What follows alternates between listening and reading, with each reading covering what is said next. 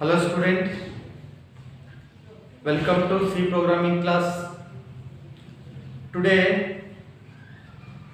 we are going to start the second chapter of your syllabus. From this chapter the C programming starts. ಇಲ್ಲಿವರೆಗೂ ನಾವು ಏನು ನೋಡಿದ್ವಿ ಅಂದರೆ digital computer block diagram, input output ಡಿವೈಸಸ್ಗಳು, software, classification of software, ಇವನ್ನೆಲ್ಲ first chapter ನಲ್ಲಿ ನಾವು discuss ಮಾಡಿದ್ವಿ. ಈಗ ನಿಮಗೆ ಆಕ್ಚುಯಲ್ ಸಿ ಪ್ರೋಗ್ರಾಮಿಂಗ್ ಸ್ಟಾರ್ಟ್ ಆಗುತ್ತೆ. Okay,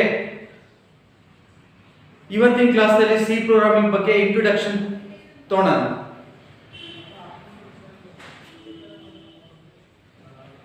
C is the programming language. C ಒಂದು programming language developed at AT&T's Bell Laboratories of USA in 1972.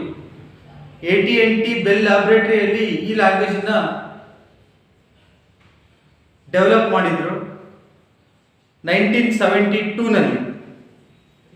It was designed and written by a man named Dennis Ritchie. ಇದನ್ನ invent ಮಾಡಿದ್ಯಾರು, ಇದನ್ನ design ಮಾಡಿದ್ದು, develop ಮಾಡಿದ್ಯಾರು? Dennis Ritchie. In the late 70s, C began to replace the more familiar languages of the time,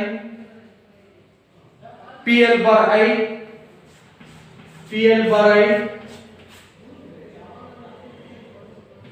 Algo,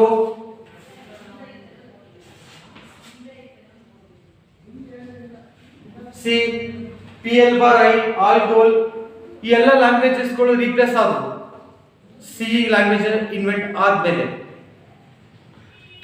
C seem to be popular because it is simple, reliable and easy to use. C language ತುಂಬಾ popular ಆಯಿತು ಯಾಕಂದ್ರೆ it is very easy to use and it is very reliable. Reliable ಅಂದ್ರೆ ಒಂದು reliable communication ಅಂದ್ರೆ ನಾವು ಯಾರಿಗಾದ್ರೂ hi ಅಂದ್ರೆ ಅವ್ರು ನಮಗೆ ಹಲೋ ಅನ್ಬೇಕು, ಅದು ರಿಲಯಬಲ್. ಅವ್ರು ಅದಕ್ಕೆ ರೆಸ್ಪಾನ್ಸ್ ಕೊಡಬೇಕು. C is a very simple and reliable programming language. The language has its lineage from BPCL. BPCL ಅಂತ ಒಂದು ಲ್ಯಾಂಗ್ವೇಜ್ ಬರುತ್ತೆ, ಬೇಸಿಕ್ ಕಂಬೈನ್ಡ್ ಪ್ರೋಗ್ರಾಮಿಂಗ್ ಲ್ಯಾಂಗ್ವೇಜ್ ಅಂತ. Basic combined programming language BPCL. Okay,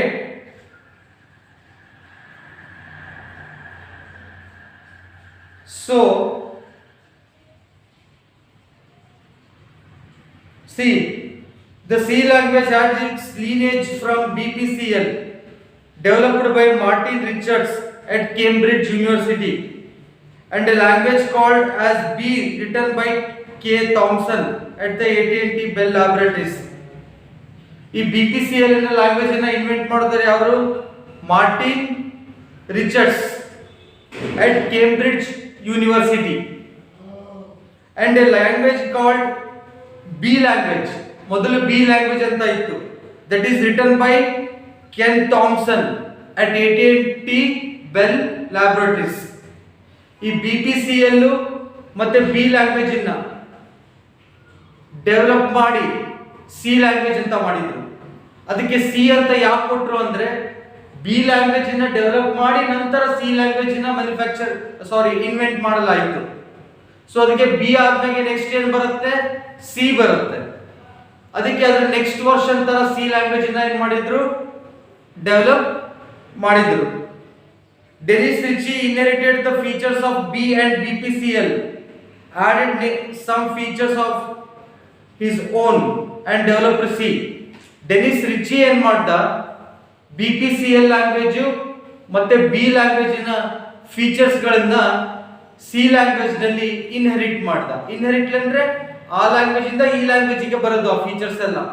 ಆ ಲ್ಯಾಂಗ್ವೇಜ್ ನ features ಗಳನ್ನು use ಮಾಡಿಕೊಂಡು ತನ್ನ own feature ಗಳನ್ನ ಯೂಸ್ ಮಾಡಿಕೊಂಡು ಅವನು C ಲ್ಯಾಂಗ್ವೇಜ್ ಅನ್ನ ಡೆವಲಪ್ ಮಾಡ್ದ. ಯಾರು? Denis Richie. Okay, C characteristics of C. Next C ನ ಕ್ಯಾರೆಕ್ಟರಿಸ್ಟಿಕ್ಸ್ ನೋಡೋಣ. ಸಿ ಲ್ಯಾಂಗ್ವೇಜ್ ನ characteristics. C has become popular language. C has become popular language because of it's many features. ಅದರ ತುಂಬಾ features ಇದಾವೆ, useful features ಇದಾವೆ. So ಆ ಫೀಚರ್ಸ್ಗಳನ್ನೆಲ್ಲ ನಾವು ನೋಡಿದ್ರೆ ಇದು ತುಂಬಾ ಪಾಪ್ಯುಲರ್ ಲ್ಯಾಂಗ್ವೇಜ್ ಆಗಿ ಡೆವಲಪ್ ಆಯಿತು. ದ ಇಂಪಾರ್ಟೆಂಟ್ ಕ್ಯಾರೆಕ್ಟರಿಸ್ಟಿಕ್ಸ್ ಏನಪ್ಪ ಸಿ ಲ್ಯಾಂಗ್ವೇಜ್ ಇಂದು ಅಂದ್ರೆ, first one, C is a general purpose programming language. C ಏನು? General purpose programming language. C is a structured programming language. C is a structured programming language. Helps in development of system software.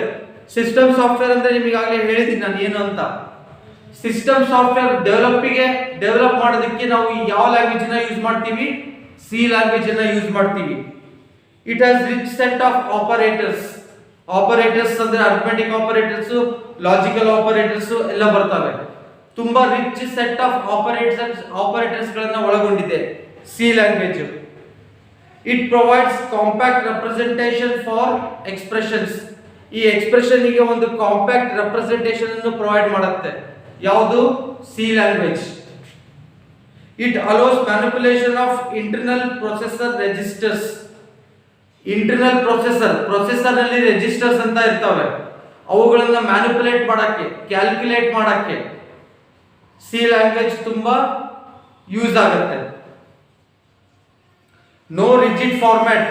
ಇದೇನೋ ಒಂದು rigid ಕಷ್ಟಕರವಾದ format ಇಲ್ಲ. It has a simple format. Any number of statements can be typed in a single line. ನಾವು editor ನಲ್ಲಿ C language ಬರಿತಾ ಹೋದ್ರೆ ಅದು line by line ಬರಿಬೇಕಂತಾನೆ ಏನೂ ಇಲ್ಲ, ಸಿಂಗಲ್ ಲೈನ್ ನಲ್ಲೇ ಬರಿಬಹುದು. Any number of statements can be written in a single line. Portability ಅಂದ್ರೆ C program can be run one on different machines with little or no modification. one machine ಅಲ್ಲಿ ಮಾಡಿರೋ program ಇನ್ನೊಂದು machine ಅಲ್ಲೂ ಕೂಡ execute ಆಗುತ್ತೆ. ಏನೋ little modification ಆಗ್ಬೋದು. ಗೊತ್ತಾಯ್ತಾ? ಇದಕ್ಕೆ ನಾವೇನ್ ಹೇಳ್ತೀವಿ? ಪೋರ್ಟಬಿಲಿಟಿ ಅಂತ ಕರಿತೀವಿ. C is A portable language ಅಂತ ಹೇಳ್ಬೋದು. Supports A rich set of data types. ನಿಮಗೆ ಡಾಟಾ ಟೈಪ್ಸ್ ಅಂದ್ರೆ ಮುಂದೆ ಬರುತ್ತೆ ಏನು ಅಂತ ಗೊತ್ತಾಗುತ್ತೆ. Rich set of data types ಅನ್ನು ಒಳಗೊಂಡಿದೆ C language. Very less number of reserve words ಅಂತ ಬರುತ್ತೆ. ಪ್ರತಿಯೊಂದು ಪ್ರೋಗ್ರಾಮ್ ಇಂದ ಅವುಗಳದೇ ಆದ ರಿಸರ್ವ್ ವರ್ಡ್ಸ್ ಇರುತ್ತೆ. It has very less number of reserve words. ಅನ್ನ ಯೂಸ್ ಮಾಡ್ಕೊಂಡು ನಾವು ಸಿ ಲ್ಯಾಂಗ್ವೇಜ್ ಅನ್ನ ಬರಿಬಹುದು. ಇದು ಒಂದು ಇದರ advantage, characteristic. Pointer arithmetic and pointer manipulation. Pointer ಅನ್ನೋ ಕಾನ್ಸೆಪ್ಟ್ ಬರುತ್ತೆ, ಅದೆಲ್ಲ ಮುಂದೆ ನೋಡೋಣ. ಪಾಯಿಂಟರ್ ಅರ್ಥಮೆಟಿಕ್ ಮತ್ತೆ ಪಾಯಿಂಟರ್ ಕ್ಯಾಲ್ಕುಲೇಷನ್ ಗೆ C program very suitable. Ability to extend itself by adding functions to its library. ಆ ಸಿ ಲ್ಯಾಂಗ್ವೇಜ್ ಇಂದ ಒಂದು ಪ್ರೋಗ್ರಾಮ್ ಬರೆದಿದ್ದು ನಾವು ತುಂಬಾ ಪ್ರೋಗ್ರಾಮ್ಗಳನ್ನ ಅದಕ್ಕೆ ಜಾಯಿನ್ ಮಾಡಬಹುದು. ತುಂಬಾ ಲೈಬ್ರರಿ ಫಂಕ್ಷನ್ಸ್ ಗಳನ್ನ ಅದಕ್ಕೆ ಆಡ್ ಮಾಡಬಹುದು.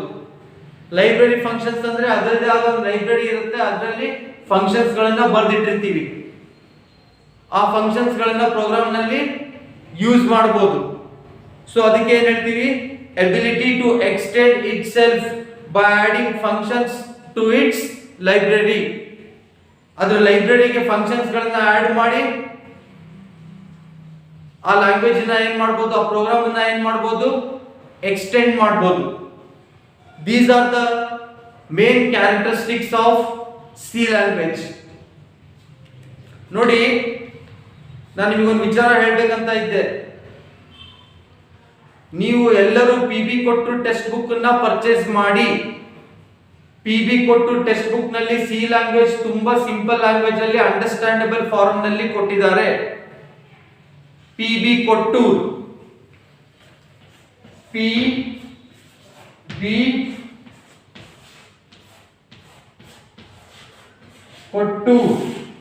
ನೋಟ್ ಮಾಡ್ಕೊಳ್ಳಿ ಬೇಕಂದ್ರೆ ಹೆಸರನ್ನ. ಪಿ ಬಿ ಕೊಟ್ಟು ಟೆಕ್ಸ್ಟ್ ಬುಕ್, ಸಿ ಪ್ರೋಗ್ರಾಮಿಂಗ್ ಇಂದು ಪಿ ಬಿ ಕೊಟ್ಟು ಟೆಕ್ಸ್ಟ್ ಬುಕ್ ಅನ್ನ ಪರ್ಚೇಸ್ ಮಾಡಿ. ಅದರಲ್ಲಿ ಓದಿದ್ರೆ ನಿಮಗೆ ತುಂಬಾ ಚೆನ್ನಾಗಿ ಅರ್ಥ ಆಗತ್ತೆ. ಓಕೆ, ಹೋಪ್ ನೀವೆಲ್ಲ ಮಾಡ್ತೀರಾ ಅಂತ ನಾನು ಅನ್ಕೊಂಡಿದ್ದೀನಿ. Next, applications of C. C ನ ಉಪಯೋಗಗಳೇನು, ಎಲ್ಲೆಲ್ಲಿ ಸಿ ನ ನಾವು ಯೂಸ್ ಮಾಡ್ತೀವಿ? Because of portability and efficiency. ಇದು ಪೋರ್ಟೇಬಲ್ ಲ್ಯಾಂಗ್ವೇಜ್ ಮತ್ತು efficient language. C is use to develop system as well as application software. ಅದು ಪೋರ್ಟೇಬಲ್ ಹೌದು ಮತ್ತೆ ಎಫಿಷಿಯಂಟ್ ಹೌದು. ಆದ್ದರಿಂದ ಸಿಸ್ಟಮ್ ಪ್ರೋಗ್ರಾಮ್ಸ್ ಗಳನ್ನ ಬಿಲ್ಡ್ ಮಾಡೋದಕ್ಕೆ, ಅಪ್ಲಿಕೇಶನ್ ಸಾಫ್ಟ್ವೇರ್ ಗಳನ್ನ ಬಿಲ್ಡ್ ಮಾಡೋದಕ್ಕೆ ನಾವು ಸಿ ಲ್ಯಾಂಗ್ವೇಜ್ ಅನ್ನ ಯೂಸ್ ಮಾಡ್ಕೊಂತೀವಿ. ಫಾರ್ ಎಕ್ಸಾಂಪಲ್ ಹೇಳಬೇಕು ಅಂದ್ರೆ system ಸಾಫ್ಟ್ವೇರ್ಗಳು.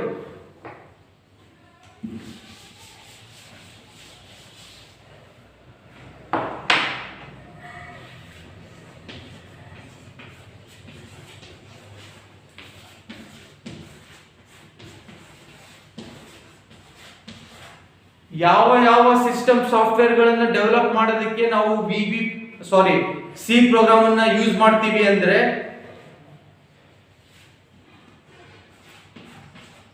Operating system,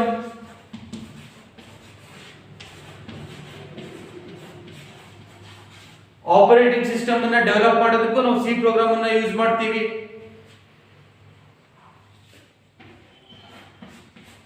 next, interpreter. ಇದು ಟ್ರಾನ್ಸ್ಲೇಟರ್ ಲ್ಯಾಂಗ್ವೇಜ್. ಇಂಟರ್ಪ್ರಿಟರ್, ಕಂಪೈಲರ್ ಅಂತ ನಾನು ನಿಮಗೆ ಹೇಳಿದ್ದೆ, ಹೌದಾ? ಈ ಇಂಟರ್ಪ್ರಿಟರ್ ಅನ್ನ ಡೆವಲಪ್ ಮಾಡೋದಕ್ಕೂ ಸಿ ಲ್ಯಾಂಗ್ವೇಜ್ ಅನ್ನ ಯೂಸ್ ಮಾಡ್ತೀವಿ.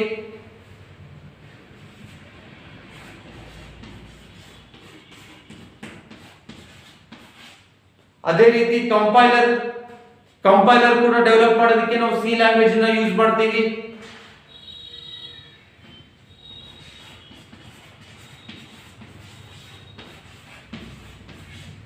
ಅದೇ ರೀತಿ ಅಸೆಂಬ್ಲರ್ ಕೂಡ ಡೆವಲಪ್ ಮಾಡೋದಕ್ಕೆ ನಾವು ಸಿ ಲ್ಯಾಂಗ್ವೇಜ್ ಅನ್ನ ಯೂಸ್ ಮಾಡ್ತೀವಿ.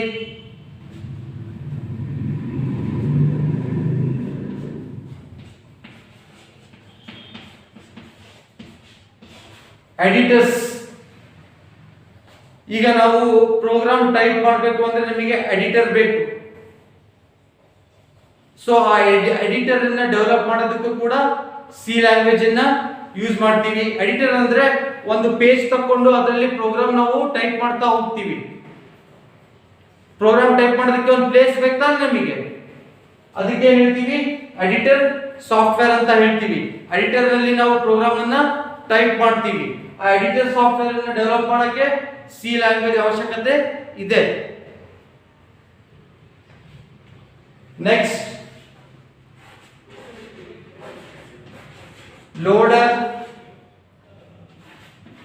And linker. ಲೋಡರ್ ಲಿಂಕರ್ ಸಾಫ್ಟ್ವೇರ್ಗಳ ಬಗ್ಗೆ ನಾನು ನಿಮಗೆ ಹೇಳಿದ್ದೆ. ಆ ಲೋಡರ್ ಲಿಂಕರ್ ಸಾಫ್ಟ್ವೇರ್ಗಳನ್ನ ಡೆವಲಪ್ ಮಾಡೋದಕ್ಕೂ ಸಿ ಲ್ಯಾಂಗ್ವೇಜ್ ಅನ್ನ ಯೂಸ್ ಮಾಡ್ತೀವಿ. ಸೊ ಇವೆಲ್ಲ ಏನು ಸಿಸ್ಟಮ್ ಸಾಫ್ಟ್ವೇರ್ಸ್. ಈ ಎಲ್ಲಾ ಸಿಸ್ಟಮ್ ಸಾಫ್ಟ್ವೇರ್ಸ್ ಗಳನ್ನ ಡೆವಲಪ್ ಮಾಡೋದಕ್ಕೆ ನಾವು ಸಿ ಲ್ಯಾಂಗ್ವೇಜ್ ಅನ್ನ ಯೂಸ್ ಮಾಡ್ತೀವಿ.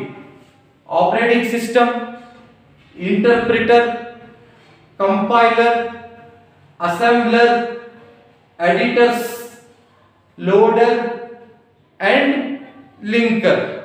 Okay, next application ಸಾಫ್ಟ್ವೇರ್ಗಳು.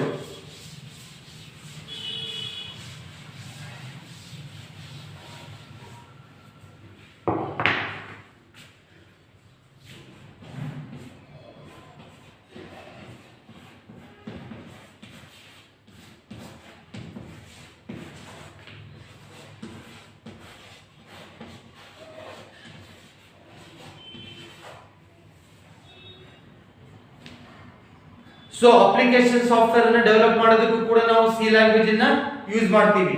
ಯಾವ್ದು ಅಪ್ಲಿಕೇಶನ್ ಸಾಫ್ಟ್ವೇರ್?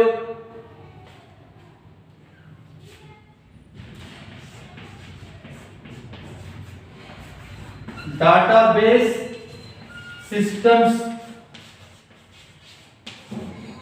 ಡಾಟಾಬೇಸ್ ಅಂದ್ರೆ collection of data. Okay, DBMS ಅಂತ ಬರುತ್ತೆ, ಡಾಟಾಬೇಸ್ ಮ್ಯಾನೇಜ್ಮೆಂಟ್ ಸಿಸ್ಟಮ್ ಅಂತ. ಈ ಡಾಟಾಬೇಸ್ ಸಿಸ್ಟಮ್ ಅನ್ನು ಡಿಸೈನ್ ಮಾಡೋದಕ್ಕೆ, ಡೆವಲಪ್ ಮಾಡೋದಕ್ಕೆ ನಾವು ಸಿ ಲ್ಯಾಂಗ್ವೇಜ್ ಅನ್ನ ಯೂಸ್ ಮಾಡ್ತೀವಿ.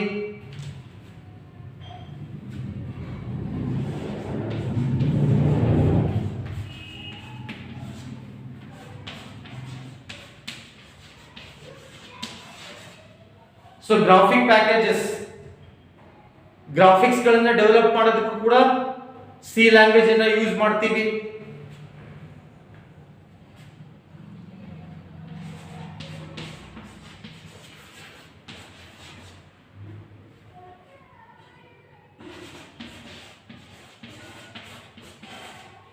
ಸ್ಪ್ರೆಡ್ ಶೀಟ್ಸ್, ಮೈಕ್ರೋಸಾಫ್ಟ್ ಎಕ್ಸೆಲ್ ನಲ್ಲಿ ಸ್ಪ್ರೆಡ್ ಶೀಟ್ಸ್ ಬರುತ್ತೆ, ನೋಡಿರ್ಬೋದು ನೀವು. ಆ ಸ್ಪ್ರೆಡ್ ಶೀಟ್ಸ್ ಕೂಡ ಡೆವಲಪ್ ಮಾಡೋದಕ್ಕೋಸ್ಕರ ಸಿ ಲ್ಯಾಂಗ್ವೇಜ್ ಅನ್ನ ಯೂಸ್ ಮಾಡ್ತೀವಿ.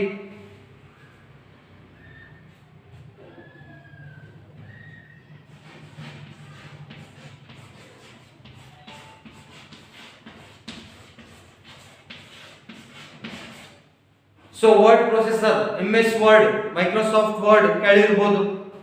ಈ ವರ್ಡ್ ಪ್ರೊಸೆಸರ್ ಕೂಡ ಡೆವಲಪ್ ಮಾಡೋದಕ್ಕೋಸ್ಕರ ನಾವು ಸಿ ಲ್ಯಾಂಗ್ವೇಜ್ ಅನ್ನ ಯೂಸ್ ಮಾಡ್ತೀವಿ.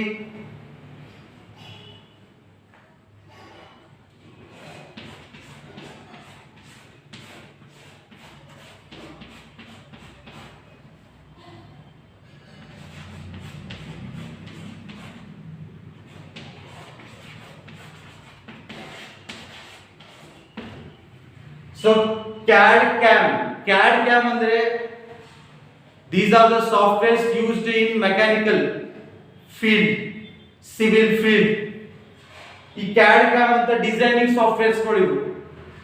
ಈ ಸಾಫ್ಟ್ವೇರ್ಸ್ ಗಳನ್ನ ಡೆವಲಪ್ ಮಾಡೋದಕ್ಕೋಸ್ಕರ ಕೂಡ ಸಿ ಲ್ಯಾಂಗ್ವೇಜ್ ಅನ್ನು ನಾವು ಯೂಸ್ ಮಾಡ್ತೀವಿ.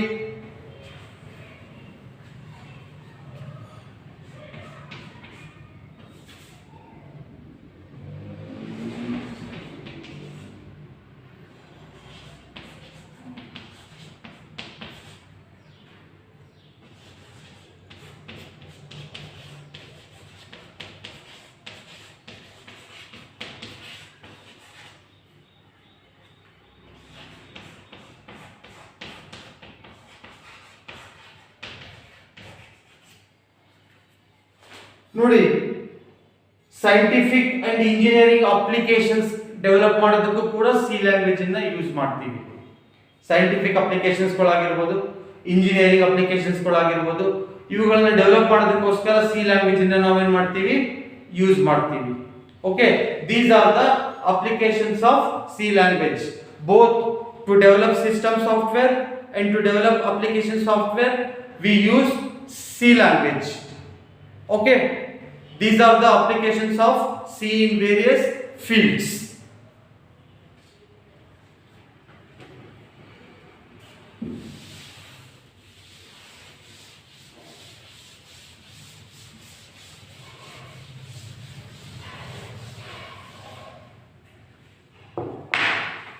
C language ಅನ್ನು ಡೆವಲಪ್ ಮಾಡಿದ್ಯಾರು? Dennis Ritchie. ಎಲ್ಲಿ? USA ದಲ್ಲಿ AT&T ಬೆಲ್ ಲ್ಯಾಬೊರೇಟರೀಸ್ ನಲ್ಲಿ. ಓಕೆ, ಸೊ ಯಾವ ಲ್ಯಾಂಗ್ವೇಜ್ ಇಂದ ಅವನು ಸಿ ಲ್ಯಾಂಗ್ವೇಜ್ ಇಂದ ಇಂಪ್ಲಿಮೆಂಟ್ ಮಾಡ್ದ, ಯಾವ ಲ್ಯಾಂಗ್ವೇಜ್ ಅವಲಂಬಿತವಾಗಿ ಮಾಡ್ದ? BPCL ಮತ್ತು B ಲ್ಯಾಂಗ್ವೇಜ್ ಅನ್ನ ಯೂಸ್ ಮಾಡಿಕೊಂಡು ಅದರಲ್ಲಿರೋ ಫೀಚರ್ಸ್ ಎಲ್ಲ ಸಿ ಲ್ಯಾಂಗ್ವೇಜ್ ಇನ್ನೊಂದು ಲ್ಯಾಂಗ್ವೇಜ್ ಗೆ ಇನ್ಕಾರ್ಪೊರೇಟ್ ಮಾಡಿಕೊಂಡು ಅವನು ತನ್ನ ಓನ್ ಫೀಚರ್ಸ್ ಗಳನ್ನ ಕೂಡ ಆಡ್ ಮಾಡಿ ಸಿ ಲ್ಯಾಂಗ್ವೇಜ್ ಅನ್ನ ಡೆವಲಪ್ ಮಾಡ್ದ. Okay, so the earlier version is called B language and the new version is called C language. It is developed by Dennis Ritchie. Okay, next, character set.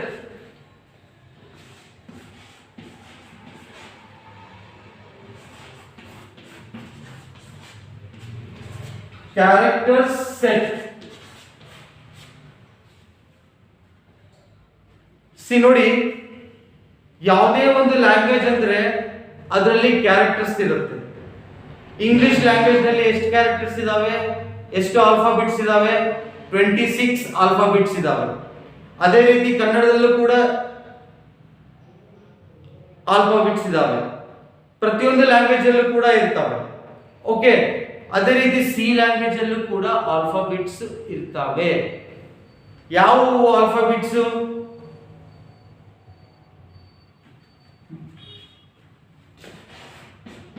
A to Z uppercase